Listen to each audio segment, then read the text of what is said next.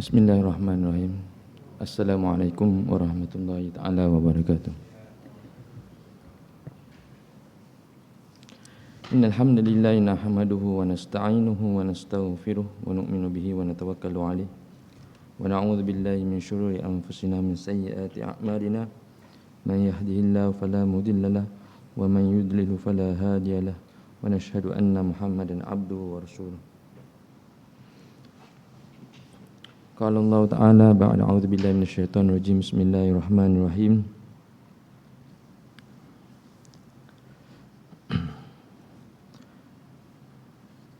Ya ayyuhalladzina amanu taqullaha haqqa tuqatih wa la tamutunna illa wa antum muslimun. Wa qala an-nabiy sallallahu alaihi wasallam man kana yu'minu billahi wal yawmil akhir falyukrim dhaifahu wa man kana yu'minu billahi wal yawmil akhir falyukrim jarahu wa man kana yu'minu billahi wal yawmil akhir falyakul khairan aw liyasmut.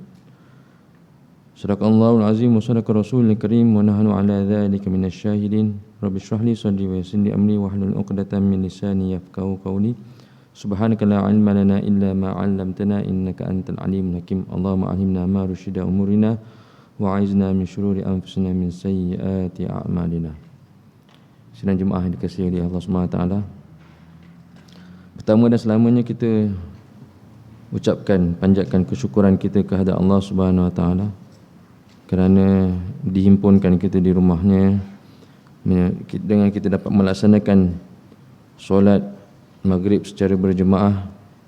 Tidak lain tidak bukan inilah cara menyempurnakan perintah Allah Subhanahu wa taala yang paling disukai oleh Allah, dengan berjemaah di rumahnya dan kemudian diberi nikmat untuk sama-sama duduk dalam raudhatun min riyadil jannah, taman daripada taman-taman syurga.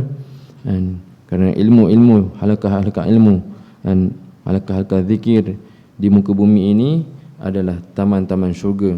Barang siapa yang melalui taman tersebut, maka sama-samalah kita duduk dalam halaqah tersebut supaya kita mendapat nikmatnya berada di dalam taman-taman syurga. Alhamdulillah, tahun ini masih lagi kita dalam bulan Syawal, yang mana kita pun tahu bulan ni ibadah yang banyak kita laksanakan selain daripada solat. Kita banyak berziarah. Saya minta izin daripada tuan-tuan untuk skip tajuk yang sebelum-sebelum ni kerana amril halnya urusan yang terkini pada ketika ini ialah kita sama-sama untuk memuzakarahkan tentang adab menerima tetamu dan menjadi tetamu. Sekarang ni menjadi menerima tetamu, iaitu tuan rumah, dan ataupun kita menjadi tetamu kepada tuan rumah. Moga Allah SWT beri taufik kepada saya dan tuan-tuan untuk sama-sama kita amalkan. Qala musannif rahimahullah ta'ala wa nafa'ana bi ulumi fid darain. Di antara adab-adab tatkala menerima tetamu, maknanya adab menjadi tuan rumah. Yang menerima tetamu, yang pertama mempersilakan masuk. Walaupun kita dah jemput jemput secara WhatsApp, jemput melalui mulut, tapi pada hari kejadian kita tidak mempersilakan tetamu untuk masuk ke rumah kita dengan anggapan bahawa semua orang dah tahu, ada kekurangan di situ. Bahkan sebaiknya tuan rumah ialah dia perlu berada di depan pintu rumahnya untuk mempersilakan setiap seorang daripada tetamunya untuk masuk. Walaupun semua orang tahu tuan rumah dah jemput dah, waktunya 12 sampai 6 petang. Jadi kalau kita datang ke rumah dia di waktu tersebut, secara automatiknya semuanya memahami bahawasanya kita tetamu tuan rumah. Tetapi tuan rumah yang lebih baik, yang lebih beradab ialah bahawasanya tuan rumah mempersilakan seluruh tetamunya masuk, seorang demi seorang.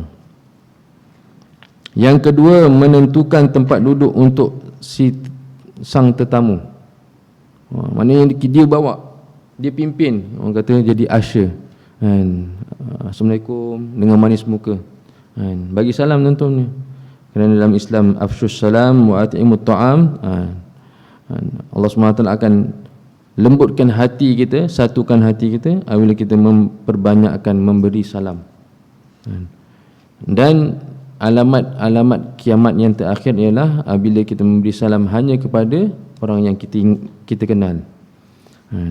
Orang yang kita tak kenal, kita tak bagi salam. Jadi Islam memerintahkan kita, mengajar kita supaya kita menyebarkan salam. Cuma nak bagi salam tu kena tahulah kan, jemaah yang kecil kan, memberi salam kepada jemaah yang ramai, contoh kata. Orang yang berdiri memberi salam kepada yang duduk. Itu adab-adabnya. Tapi secara umumnya Islam mengajar kita untuk memperbanyakkan memberi salam. Assalamualaikum dengan lafaznya. Ataupun Assalamualaikum warahmatullahi wabarakatuh. Adab menjawab salam bahawasanya kita menjawab lebih apa yang diberi salam kepada kita.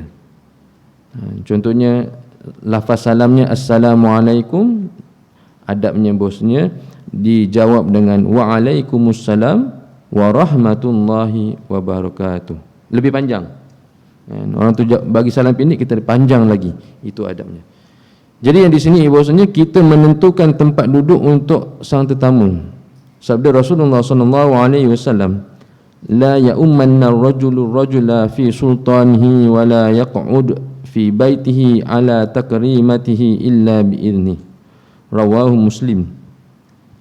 Tidak dibenarkan bagi seorang untuk menjadi imam atas pemilik rumahnya dan duduk di rumahnya atas penghormatannya kecuali dengan izin tuan rumahnya. Jadi sudah tentu bahwasanya hadis ni beritahu bahwasanya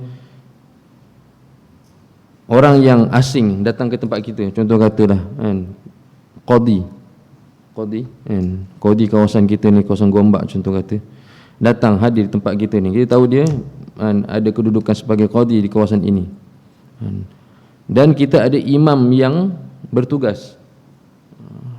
Imam pun datang, qadi pun datang, waktu yang sama, dua-dua tahu. Ini imam yang bertugas, yang ini qadi yang mungkin melawat atau singgah. Jadi tidak benar bagi qadi, tidak betul bagi qadi apabila dia mengimamkan orang setempat tanpa keizinan imam yang bertugas.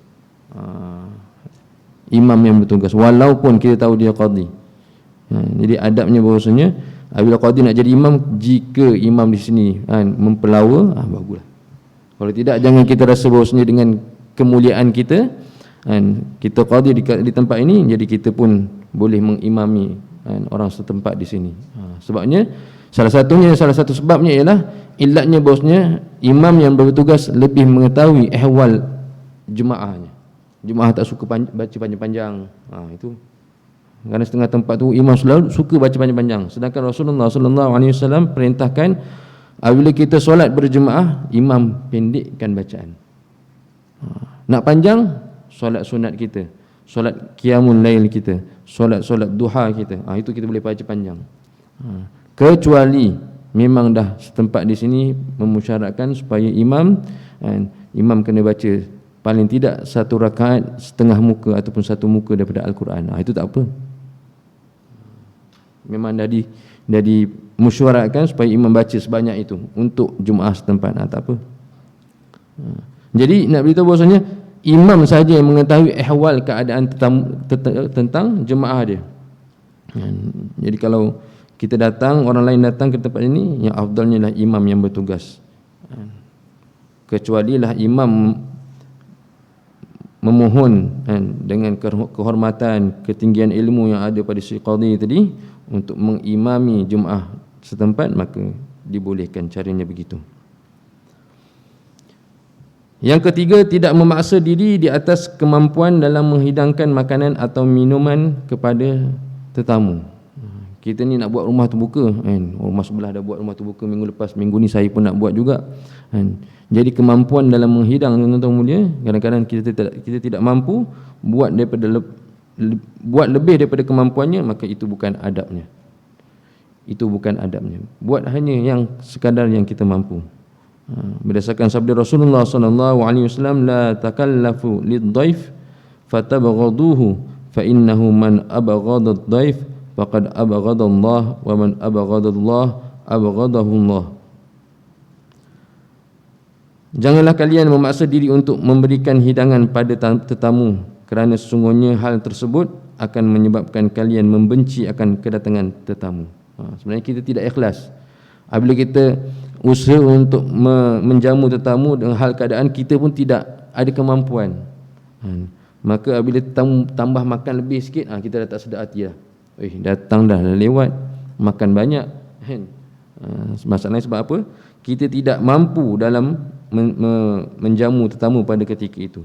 Maka sesungguhnya barang siapa yang membenci tetamu, maka dia telah membenci Allah.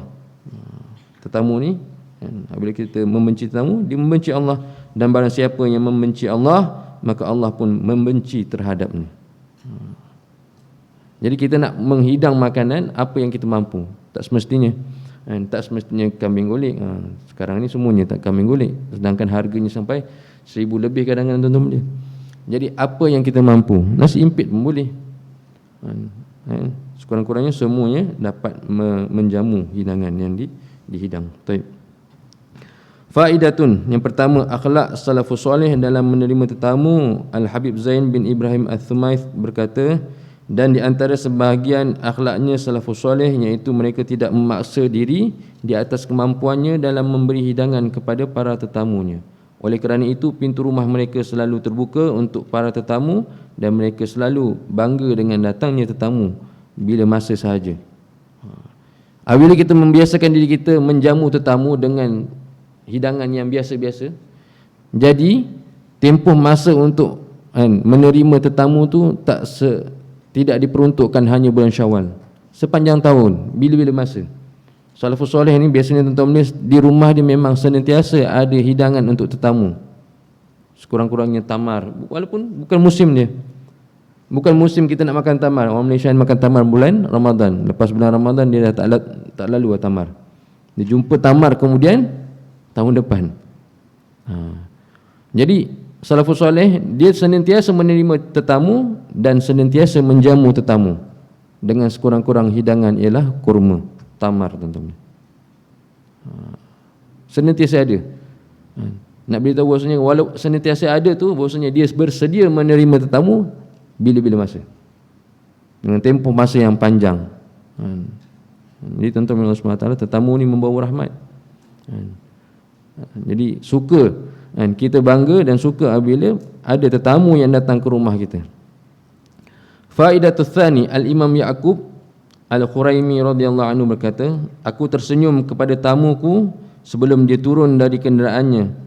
Penghormatan dari tempat yang melegakan dan bukanlah merupakan suatu penghormatan untuk tamu dengan memberi hidangan yang banyak, akan tetapi wajah yang dermawan, maka itulah hidangan yang banyak. Dia menyambut tetamunya dengan senyuman, bukan sebab nak hidang dengan hidangan yang lazat-lazat yang banyak, tapi dengan senyuman.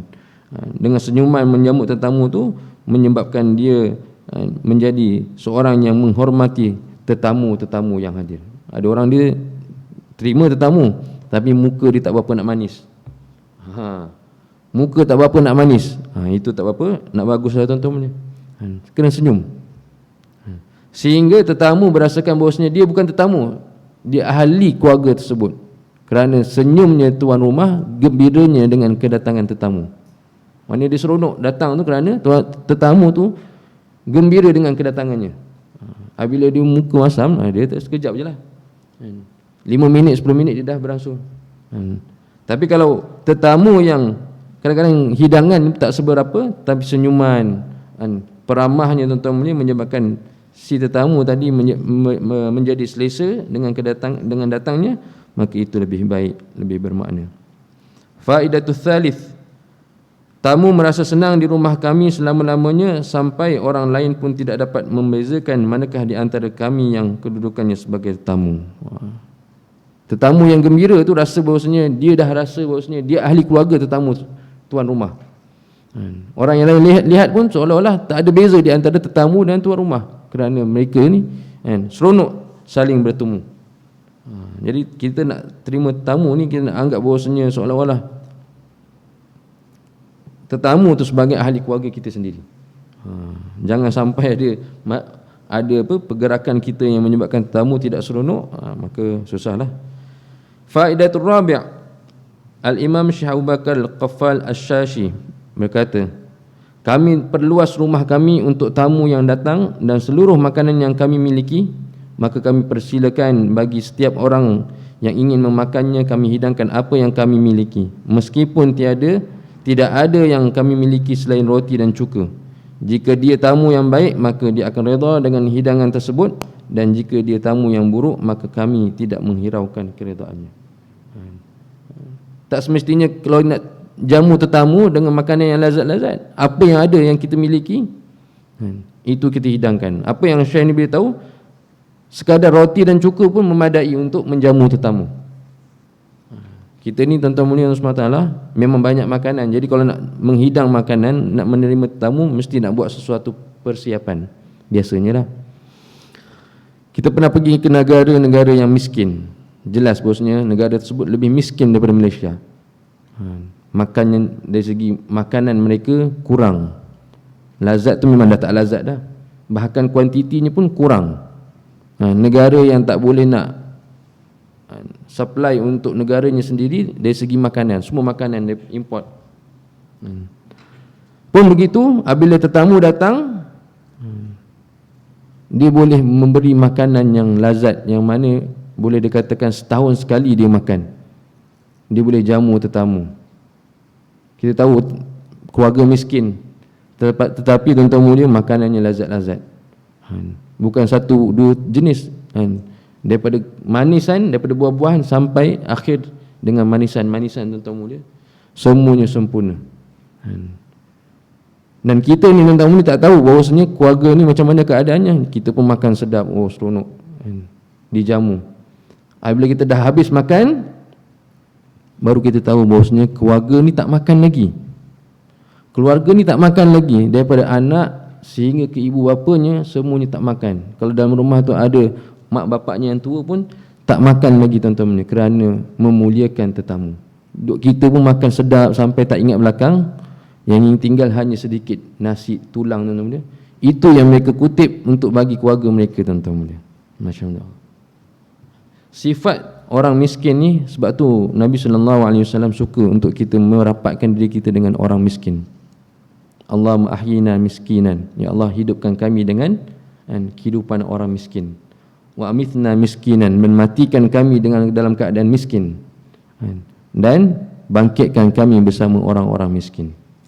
Kerana orang miskin ni sifat, dia ada sifat.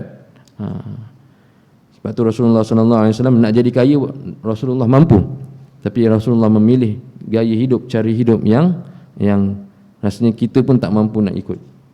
Yang mana Rasulullah SAW 2 purnama dapur Rasulullah SAW tidak berasap, tidak masak, tuan-tuan mulia. 2 bulan Qamariyah, dapur rumah Rasulullah SAW tidak berasap. Masya Allah. Dan Rasulullah suka bahawasanya hari ini kenyang, besok lapar. Kenyang, lapar. Kenyang, lapar. Kita ni tak sempat lapar. Pagi kenyang, pukul 10 kenyang, pukul 12 kenyang, pukul 2 kenyang, pukul 4 kenyang, malam sebelum tidur pun senantiasa kenyang. Tak salah kalau kita hari ini, tuan-tuan mulia, mengamalkan sunnah Rasulullah SAW, dan juga kita mengikuti sunnah Rasulullah yang ini, iaitu apa? Hari ini lapar, besok kenyang. Lapar, kenyang. Lapar, kenyang. Masya Allah. Boleh itu pun sunnah Rasulullah SAW. Yang keempat, adab bagi tuan rumah yang menerima tetamu ialah mempersilakan kepada tetamu untuk memakan hidangan yang telah disajikan. Pertama tadi, tuan rumah buat apa? Pergi ke depan pintu rumah, jemput tetamu datang ke dalam rumah. Apabila sampai dalam rumah, tetamu tunjukkan di mana tempat untuk tetamu tadi. Tuan rumah tunjukkan kepada tetamu mana tempat untuk dia duduk. Dan yang seterusnya, tetamu mempersilakan tuan rumah mempersilakan tetamu untuk makan hidangan yang telah disediakan. Makanya kita buat tak tahu sampai tetamu pun rasa malu nak makan walaupun hidangan dah ada depan mata. Tapi adab dia, tuan-tuan dia, tuan rumah menjemput, perkataan menjemput tu kena ada. Silakan. Itu juga adab. Bukan macam simple-simple je. Itu juga adalah adab sebagai tuan rumah yang menerima tetamu. Berdasarkan firman Allah Subhanahu wa taala, hal ataka hadithu dhaifi Ibrahim al-mukramin idh daqalu alaihi faqalu salama qala salamun qaumun munkarun faragha ila ahlihi faja'a bi'ajlin samin faqarrabahu ilaihim qala ala ta'kulun. Ketika Nabi Ibrahim alaihissalam menerima tetamu. Siapa tetamu Nabi Ibrahim pada ketika itu? Ialah malaikat. Nabi Ibrahim AS membawa daging anak sapi yang gemuk, lalu dihidangkannya kepada mereka, itu para malaikat tadi. Lalu Nabi Ibrahim AS berkata, silakan kamu makan. Silakan kamu makan. Keluar daripada mulut tuan rumah, silakan kamu makan. Itu adab yang ada dalam Al-Quran daripada Nabi Ibrahim AS. Datuk kita tuan-tuan mulia, yang perlu kita amalkan dalam ketika menerima tetamu. Silakan makan, silakan makan. Itu bukan perkataan biasa-biasa tuan-tuan. Perkataan yang ada dalam Al-Quran, yang mana Nabi Ibrahim AS telah amalkan. Jadi kita kena amalkan lah. Daripada datuk kita Nabi Ibrahim AS, dan kita kena amalkan. Jemput, makan, silakan makan. Perkataan tu ada di dalam Al-Quran. Adab yang kelima bagi tuan rumah ialah meminta maaf kepada tamu yang mengatakan bahawa hidangan yang telah disajikan hanyalah sedikit. Walaupun dah hidang banyak dah, cakaplah sikit je ni.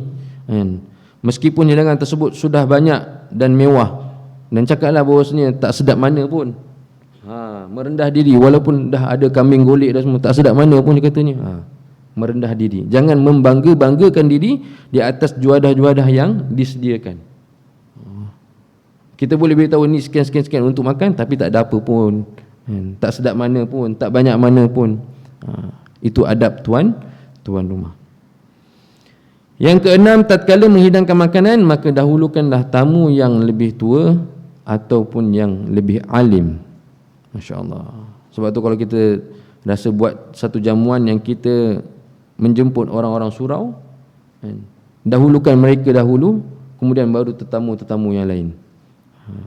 Mungkin di kalangan ahli surau ada para alim ulama, orang-orang yang lebih berumur daripada kita, maka mereka lebih afdal datang dahulu menjamah hidangan-hidangan kita berbanding yang lain. Kita dahulukan mereka. Jika kita makan bersama mereka, jangan kita mula makan kecuali apabila mereka telah mula makan. Kalau kita duduk sama-sama makan kat surau ke mana tu namanya, hidangan telah dihidangkan, jangan mula makan dahulu, minta tuan guru makan dahulu, minta pakcik mulakan dulu. Yang muda-muda jangan tunjuk bahawasanya sungguh sangat nak makan, tak tengok kanan kiri, baca doa sendiri terus jalan. Apa nak kena buat? Lihat siapa yang paling tua di kalangan kita. Mungkin yang ni umurnya 12 tahun, yang ni umurnya 8 tahun. Jadi yang 8 tahun beri peluang kepada yang 12 tahun untuk mulakan makan dahulu. Kalau kita makan kat dalam, lebih kena tahu siapa yang umur paling tua, ataupun di antara siapa yang paling banyak menghafal, awak jalan dahulu. Saya baru 15 juzuk, awak dah ambil nak khatam, awak mula dahulu. Begitu sekali. Jadi sama juga bagi tuan rumah, bila dia menghidangkan makanan, maka mulakan dahulu yang tua di kalangan mereka dan yang alim di kalangan mereka.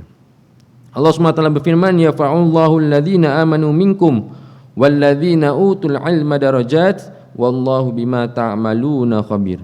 Allah akan meninggikan orang-orang yang beriman di antara kalian dan orang-orang yang diberi ilmu pengetahuan dengan beberapa derajat, dan Allah SWT Maha mengetahui atas apa yang kalian kerjakan.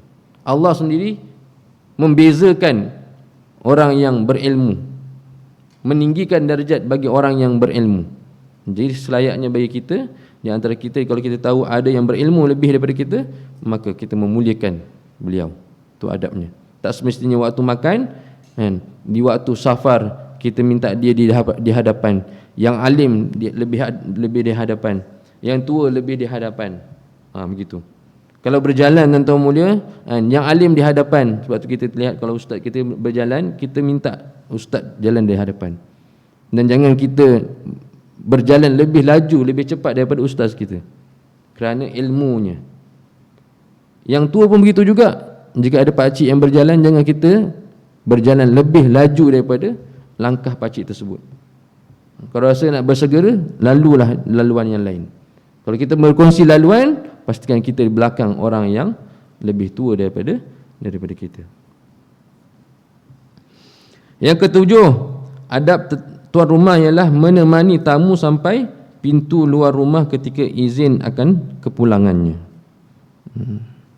Inna minas sunnati an yakhruja ar-rajulu ma'a dhaifihi ila babid dar, rawahu Ibnu Majah. Dan di antara yang termasuk dalam hukum sunnah iaitu hendaklah seorang lelaki menemani tamunya tatkala akan pulang sampai pintu rumah.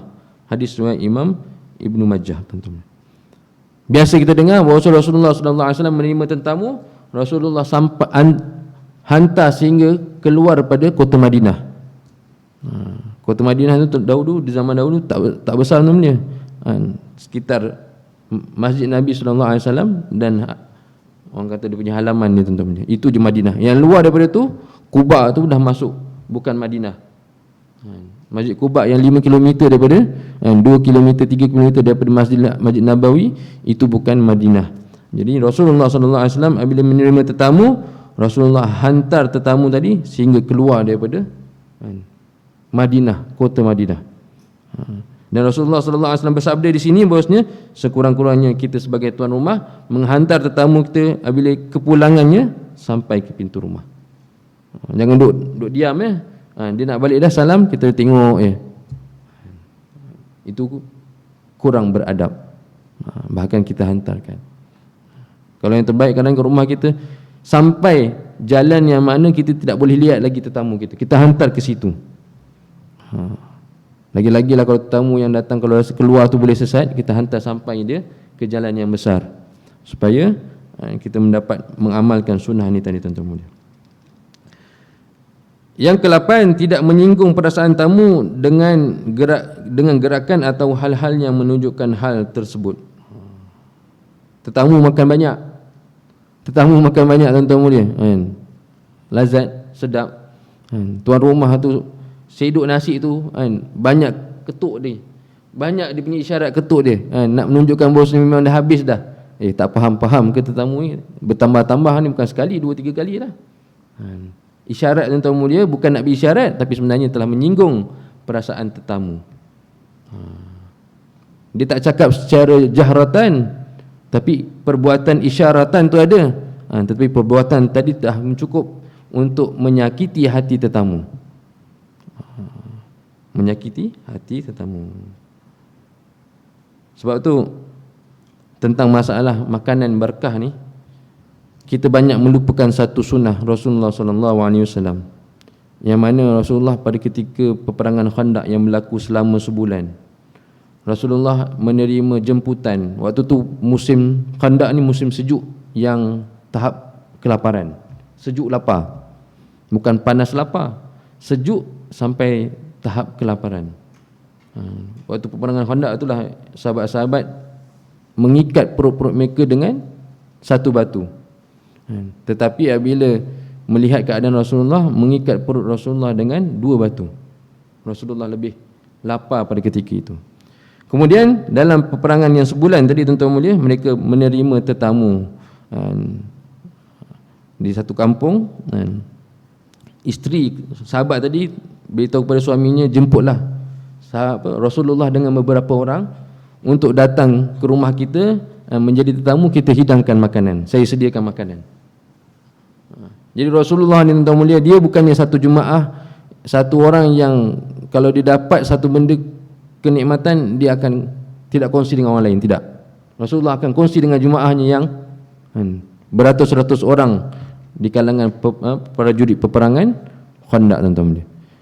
Dijemput beberapa orang, tapi yang datang tadi, tuan-tuan mulia, Rasulullah bawa semua sahabat-sahabat tadi. Apabila waktu makan tadi, tuan-tuan mulia, isteri tadi beritahu, abang jemput berapa orang, saya minta jemput beberapa orang. Ni semua satu jemaah datang, beratus-ratus orang datang. Jadi Rasulullah tahu bahawasanya mereka tidak cukup, makanan yang telah dihidangkan tidak cukup. Rasulullah ambil dia punya bekas makanan tadi, tuan-tuan mulia, Rasulullah tutup, Rasulullah buka, Rasulullah buat isyarat ludah dengan bacaan tertentu, wallahu alam, isyarat ludah. Kemudian Rasulullah yang hidangkan makanan pada seluruh sahabat-sahabat, semuanya dapat kenyang. Tuan rumah pun dapat dengan makanan yang sama, dengan hidangan yang 5-6 orang sampai beratus-ratus orang dapat dihidangkan makanan tersebut. Semua kenyang. Rasulullah mendapat, sahabat pun dapat, sehingga diberitahu bahwasanya tidak ada ruang di dalam perut setiap daripada kami kecuali semuanya dah kenyang. Rasulullah buka sikit je ambil, dan Rasulullah tak buka. Itu amalan kita kalau masak kat rumah nasi tu, jangan biasakan terdedah. Dah buka tu, penutup sana kita buat, kita pun hidang, hilang keberkatan dia. Pastikan tutup, buka sikit je, dan jangan lihat apa yang hasil yang tinggal. Bismillah. Masak untuk 3 orang, insya-Allah 30 orang pun boleh dapat. Insya-Allah. Itu adab untuk menghidangkan makanan. Begitu cantik sekali Islam. Dalam menghidang makanan pun ada caranya. Menghidang makanan adalah makan je lah. Tapi dalam menghidang makanan ada adabnya, ada sunnahnya yang Rasulullah sallallahu alaihi wasallam tunjukkan. Apabila kita amal, insya-Allah sunnah, pahala sunnah dapat, keberkahan dalam makanan juga akan perolehi. Baik.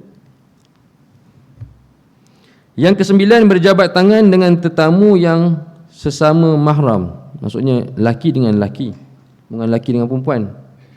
Apabila ada majlis yang berjabat tangan di antara lelaki dan perempuan yang bukan mahram, maka rahmat, keberkatan dalam majlis tersebut telah diangkat oleh Allah Subhanahu wa taala. Itu adabnya namanya. Yang ke-10, berdiri ketika menerima tetamu. Apabila tetamu datang, kita berdiri. Jangan duduk dekat atas kursi, sofa namanya. Tetamu datang, kita pun salam.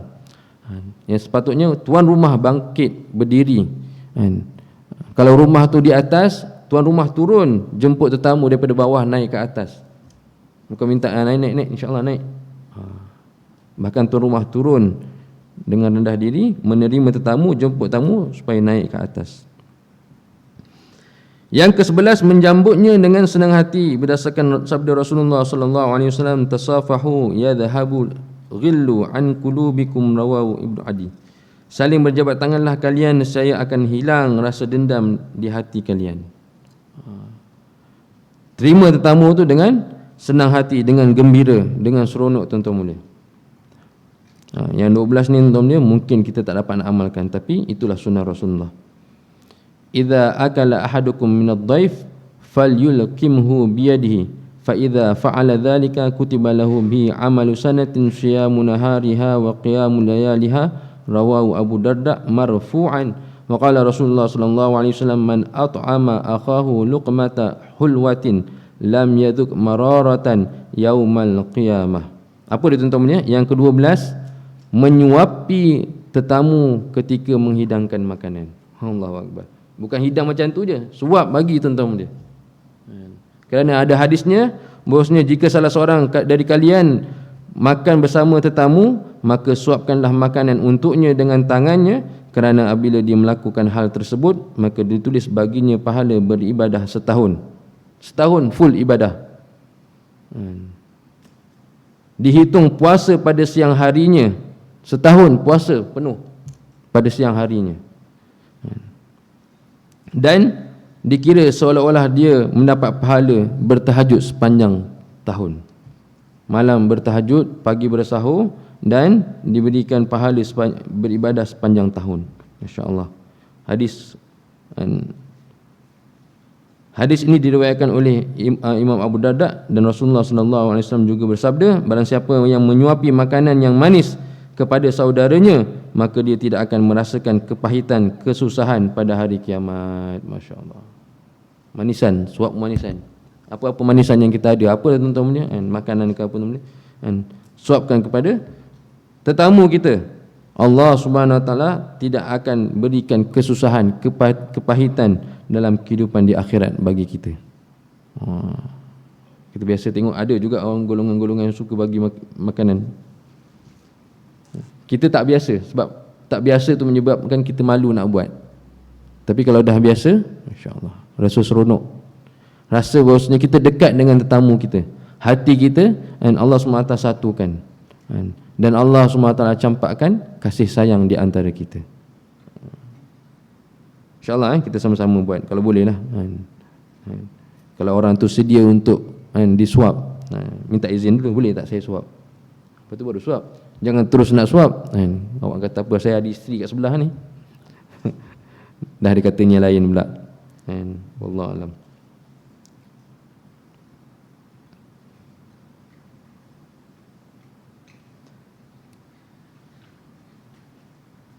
Ad-dhaifu ya'ti birizqihi wa yartahilu bi dhunubil qaum wa yumahhisu anhum dhunubahum. Rawahu.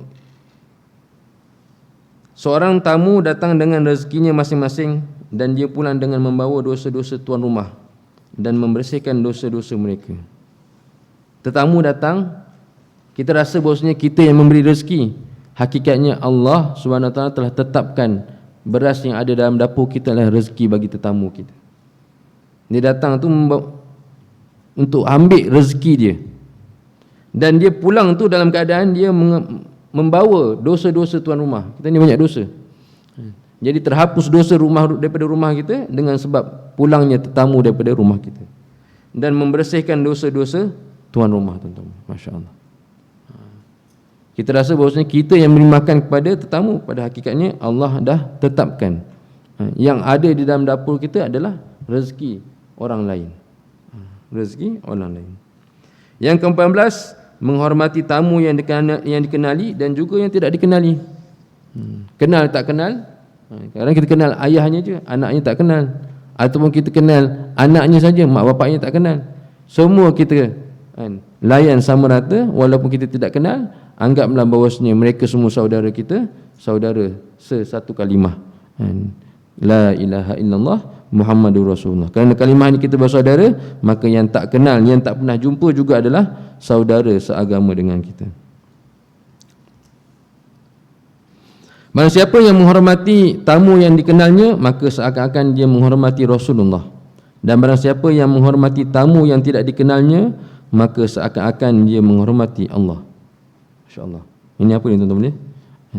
Berdasarkan sabda Rasulullah SAW yang dikutip dari perkataan Al-Habib Salim bin Abdullah Asy-Syatiri radhiyallahu anhu, diberitahu bahwasanya barang siapa yang menghormati tamunya yang dikenal, seolah-olah dia menghormati Rasulullah, dan barang siapa yang menghormati tamunya yang tidak kenal, maka seakan-akan dia menghormati Allah Subhanahu wa taala. Baik, yang ke-15, adab bagi tuan rumah. Bersyukur atas kemampuannya dalam menghidangkan makanan untuk para tetamunya, kerana hal tersebut dapat membebaskannya dari siksa api neraka. Syukur tuan-tuan dia. Apa yang kita ada memadai, kita dapat ganjaran untuk daripada Allah SWT, bahawasanya kita dibebaskan daripada api neraka Jahannam.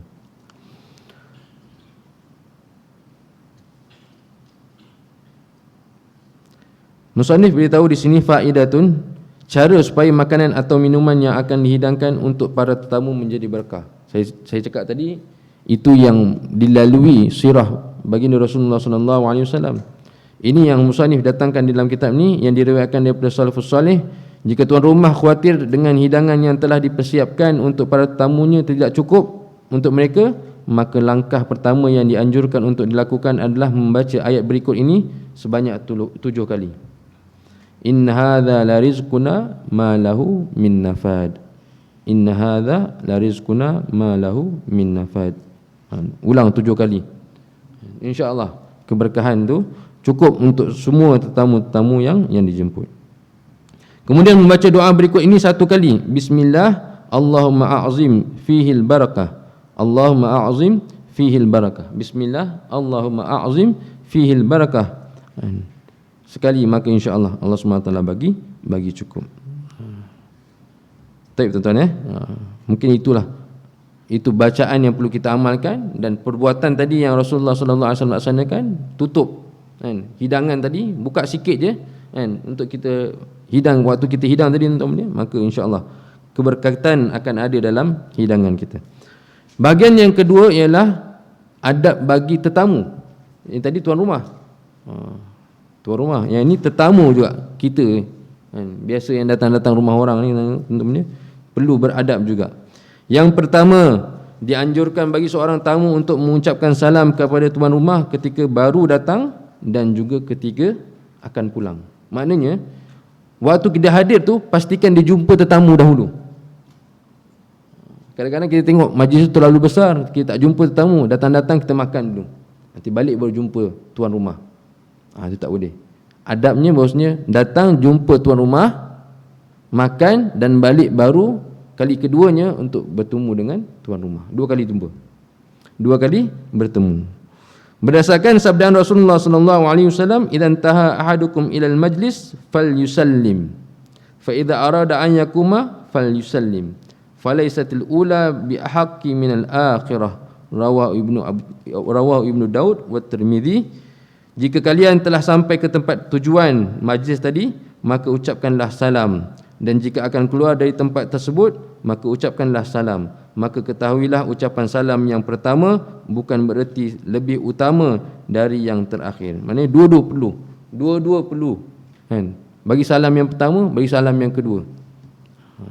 Kadang kita ni tuan rumah nampak macam sibuk kan, datang dulu dah sebab dah lapar dah ni, makan dulu, balik nanti baru jumpa.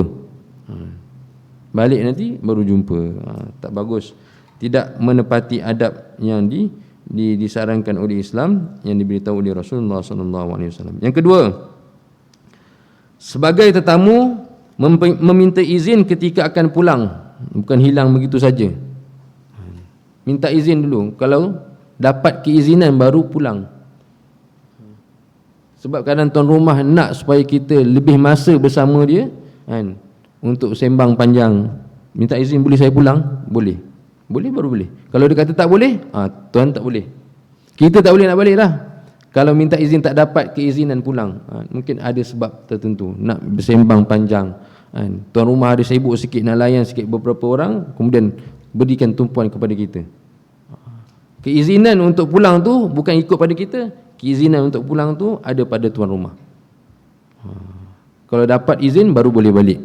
Kalau tidak dapat keizinan, tuan-tuan janganlah balik. Itu adabnya. Janganlah balik. Yang ketiga, bagi tamu lelaki, maka janganlah duduk depan pintu kamar yang dikhususkan untuk tamu perempuan. Begitu pula sebaliknya. Ada setengah majlis bahawasanya dia mengasingkan di antara lelaki dan perempuan. Jadi yang lelaki pastikan tidak duduk di tempat yang mana dimasuki tempatnya wanita. Maksudnya jangan duduk dekat. Kalau diasingkan, maka lelaki kena jauh daripada pintu masuk wanita. Contoh katalah kan, dia kata ni ruang tamu ni untuk muslimat saja, lelaki semua kat sini. Jadi lelaki jangan duduk dekat dengan pintu tadi. Supaya apa? Supaya kita dapat menjaga aurat, contoh kata. Dan itu juga adalah adab-adabnya. Yang keempat, bagi tetamu tidak memandang ke arah tempat keluarnya makanan. Zaman orang-orang dulu, orang dulu tentunya, makanan ni dia ada tempat keluar dia. Maksudnya dia tak nampak kat mana tempat makanan tu dimasak. Kalau kita datang ke tempat kenduri kahwin, jangan kita pergi ke tempat orang sedang memasak, menyediakan makanan. Itu bukan adabnya. Kita hanya sampai di tempat yang dihidangkan, dimakan dan situ. Dan kita tidak berhak untuk pergi ke dapur. Kat mana makanan datang, nampak macam banyak sangat makanan datang ni, betul ke ada orang masak? Mana tahu dia orang beli kat kedai mamak belakang ke, contoh kata. Jadi kita tak perlu berada memandang ke arah tempat keluarnya makanan. Yang kelima, adab bagi tamu apabila makanan yang dihidangkan telah dimakan, maka dianjurkan bagi seorang tamu untuk mendoakan pemilik rumah dengan doa keberkatan. Allahumma at'iman at'amani waskiman saqani. Ya Allah, beri makanlah kepada orang yang beri makan kepadaku, dan beri minumlah kepada orang yang beri minum kepadaku. Ini yang biasa saya amalkan lah. Tapi yang musannif beritahu di sini ialah akala ta'amukumul abrar wa sallat alaikimul malaikah wa tanazzalat alaikumur rahmah was-sakinah wa dzakarahumullahu fi man indah. Ini doa yang berbeza. Biasa yang kita amal ialah Allahumma at'iman at'amani waskiman saqani. Ya Allah, berilah makan kepada orang yang beri makan kepada aku, dan berilah minum kepada orang yang telah beri minum kepada aku. Ini adab orang yang tetamu, jangan belasah makanan tapi tak doa untuk tuan rumah. Itu lebih baik. Itu lebih bermanfaat bagi tuan rumah. Kerana seorang yang bagi makan, 100 orang yang datang semua mendoakan bagi tuan rumah. Mungkin insya-Allah ada ada jamuan yang akan datang seterusnya. Yang keenam, dianjurkan bagi seorang tamu untuk segera meminta izin pulang jika makanan atau minuman yang dihidangkan oleh tuan rumah telah selesai dimakan atau diminum. Maknanya kalau dah hidangan tu dah habis, jangan duduk situ lagi, seolah-olah menunggu hidangan yang lain. Hidangan habis, terus minta izin. Dah boleh dah minta izin, kecuali tidak dibenarkan, bahawasanya duduk dulu walau makanan tak ada, minta tuan rumah minta supaya kita duduk dahulu, maka kita duduk.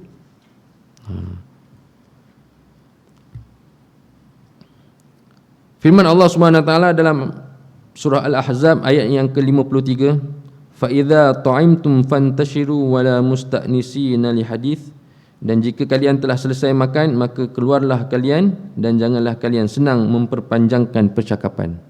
Tak ada benda nak sembang apa, tuan rumah kata tak ada nak benda nak sembang, kita pun beransur dengan keizinan tuan rumah. Itu adab dia. Itu adab ni tuan-tuan. Seterusnya, tidak diperbolehkan bagi seorang tamu untuk duduk lebih dari 3 hari kecuali dengan redha pemilik rumah. Ini benda ni pun kadang di tempat kita pun tak biasa.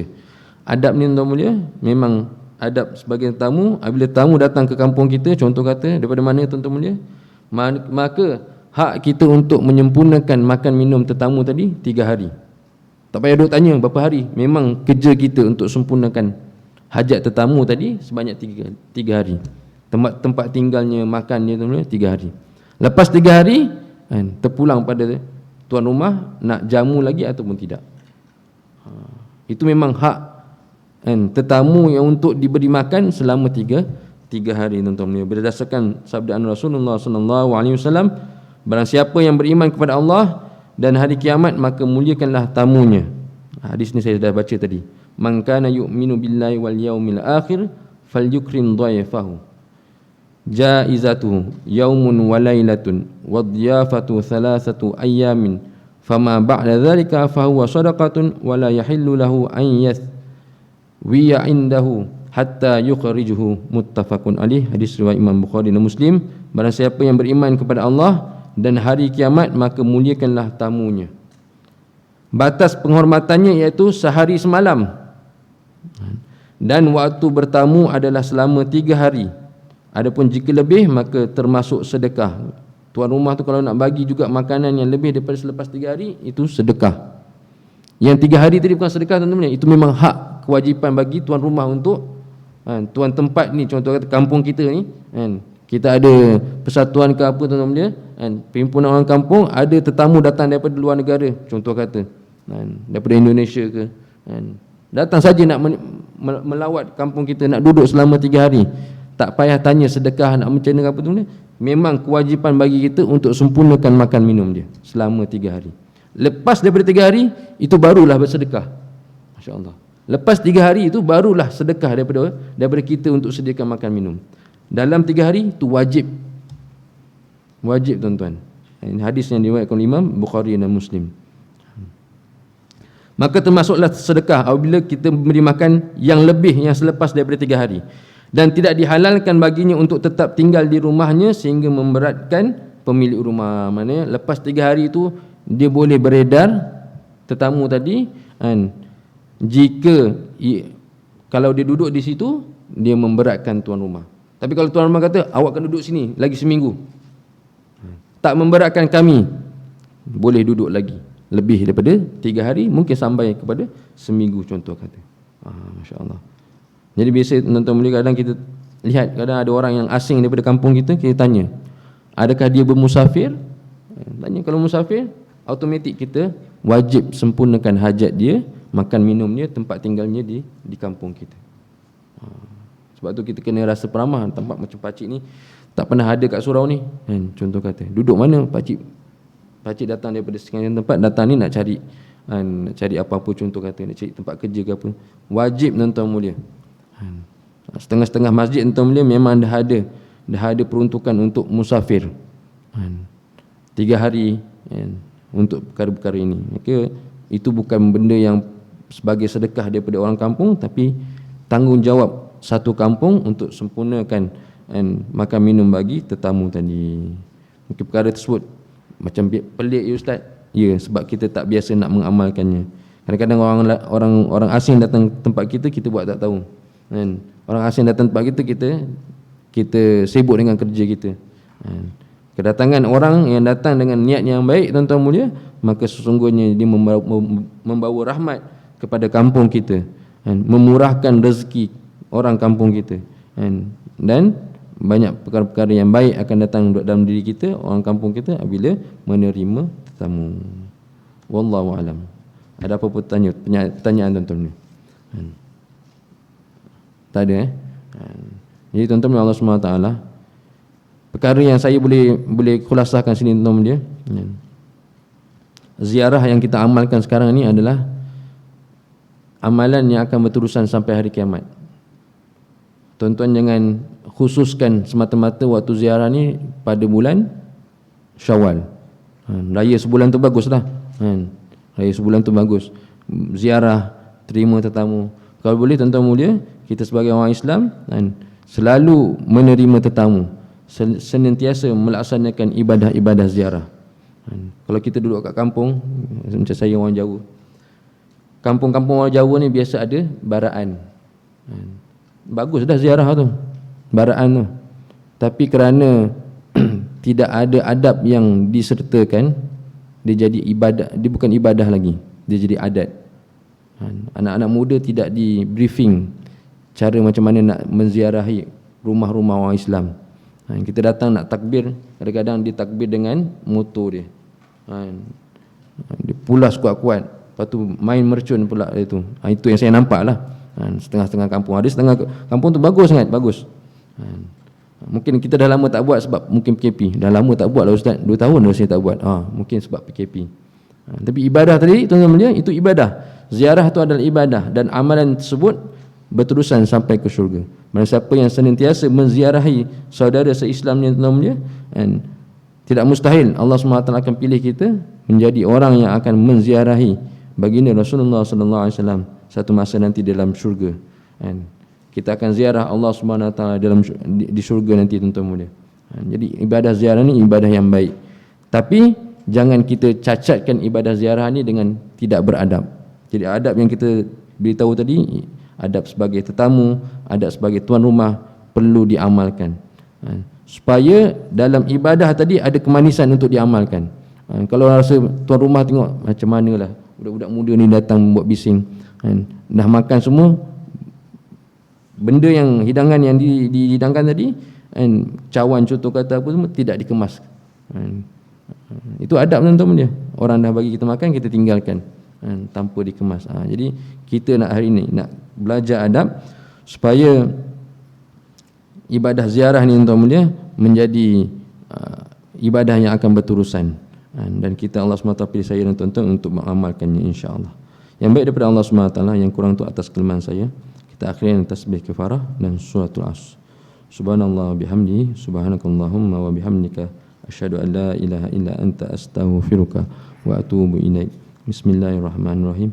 Wal 'asr innal insana lafi khusr illa alladhina amanu wa 'amilus solihat wa tawasaw bil haqq wa tawasaw bis sabr. Wallahu a'lam.